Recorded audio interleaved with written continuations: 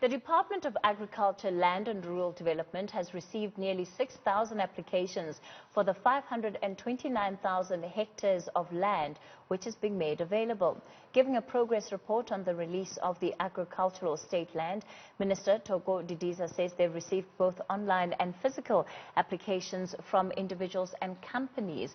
Newzroom Afrika's Udirile Ramasi has the details. Thousands of individuals and companies have shown interest in the agricultural state land that has been released by the government. During his State of the Nation address in February, President Cyril Ramaphosa announced that 700,000 hectares of unused state land would be released to those who have been historically disadvantaged to enable economic participation.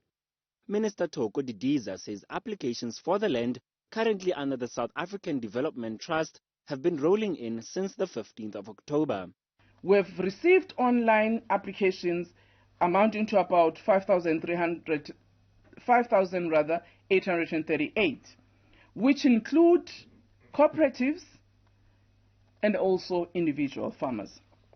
A number of physical applications have also been received and will be consolidated after the closing date as we speak. There are many people who are still approaching our offices to actually deliver their applications. A land rights inquiry involving all state land is underway with a number of farmers, farm dwellers and communities making submissions. Addressing issues of illegal evictions as well as bribe demands by officials, Didiza has urged communities to report these incidents to the police.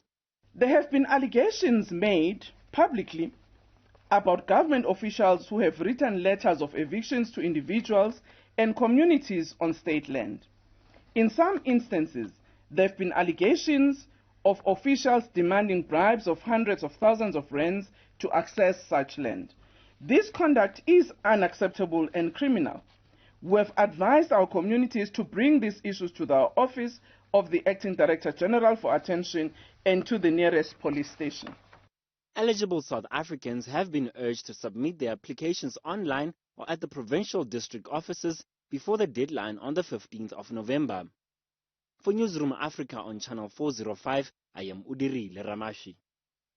Well, let's take you to the Land and Agriculture Minister, Thoko Didiza. Good evening, Minister, and thank you so much for your time. What is the number of applications telling you about the appetite that it is, especially from South Africans, to have land?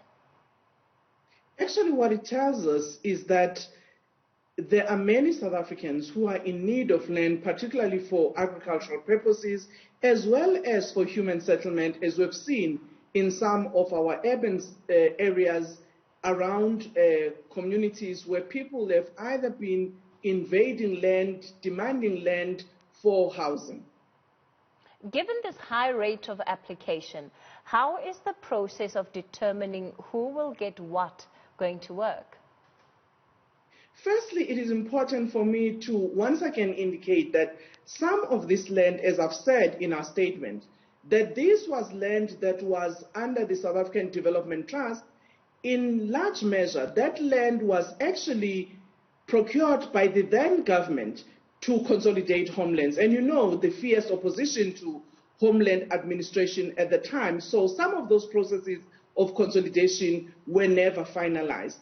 And unfortunately, the land administration process post-1994 didn't actually finalize these processes of allocating the remaining land to individual farmers who were utilizing that land, as well as communities who were using that land for grazing in particular. So part of this process of the land inquiry is to understand who is in the land, how long they've been there, how are they using it, and affirm. So we are not in any way going to use this process to evict those people who are using that land productively, communities as well as individuals. But you also have got land that is vacant, where we will assess in terms of the criteria that has been set, who qualifies for that land. We know this amount of hectareage is not enough for everyone who would have applied. We are also looking at the land that the state has acquired through the proactive land acquisition program, so that those people who have also applied and they meet the criteria, they can be assisted through that program. So effectively then again, the process in terms of deciding who gets what, are you saying it's going to be a case of accommodating everybody that has applied? Because I would imagine that those who are putting in their applications would very much want to know the criteria so that it's easy to judge what the outcome of the process will be. Well, we will look at, remember, we said the criteria is that these must be South Africans. It must be people who have already shown interest in agriculture, either they are farming in communal areas in small pieces of land, either as cooperatives of women or youth. It may be people who are actually hiring land from private owners at exorbitant price and they're not able to meet that. So they would like to have long-term leases where they can be able to invest in their production. So it actually tells you that you have got these people, but also there are other individuals who are new, particularly your young people, who want to enter into the agricultural space, but they may not be having any piece of land in which they can be able to practice their agricultural activity. So we would look at those as well. And therefore, in terms of the criteria, we also are saying the people who are applying must be people who are willing to work the land. We're not looking at people who will be absentee farmers or cell phone farmers that come on a weekend and are not there.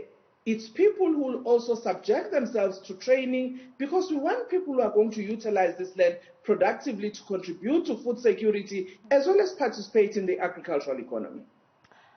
How long is this entire process going to take? So we know that the deadline is coming up on the 15th, I believe. What happens after that? After the 15th, we will actually have a process of 2 weeks of the screening and collation of the applications and verifying that every applicant has actually filled in the applications properly.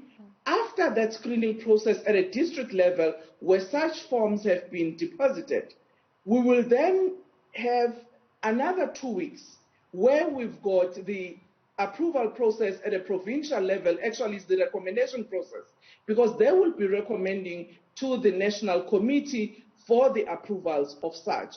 Our view, therefore, is that around the end of December, beginning of January, people who are successful will be able to have known that they are successful.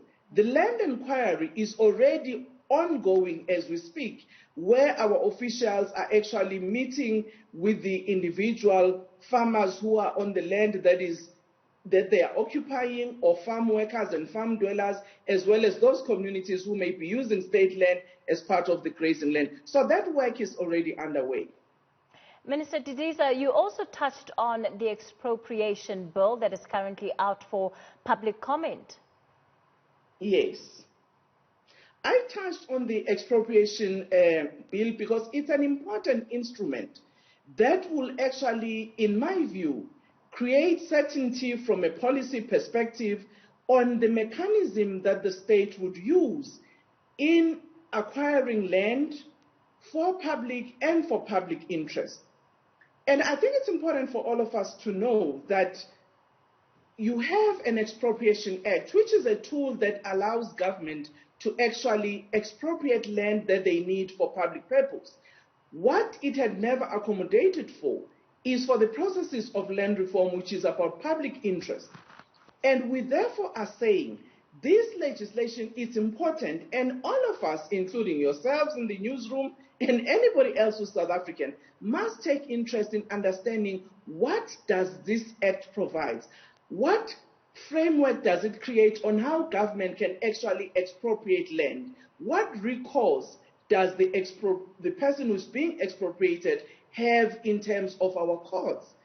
How does the whole process get applicable in all spheres of government? And I think it's an important legislation that is being put for all of us to actually have a legal framework around which expropriation will be undertaken by the state. And as citizens, I'm sure we're all interested in knowing how that process will be undertaken, so that we remove the perceptions that have been there negative, that are negative in most instances, that this is another way in which the state wants to usurp your land without compensation.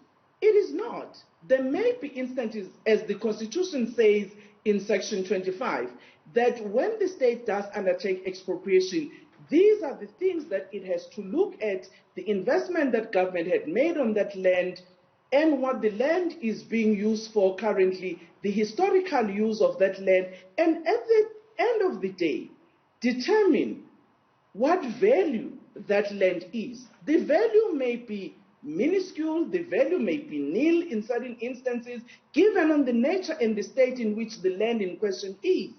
But also what the Act provides is at what stage can the state expropriate? And for me, it is really important, and I would like to urge South Africans to take interest in this legislation, make their comments in the parliamentary process, so that when the legislators are crafting the final, legislation that will be for use by government, many people have had an opportunity to state their views. All right, let's leave it there for tonight. Agriculture, Land Reform and Rural Development Minister Thoko Didiza.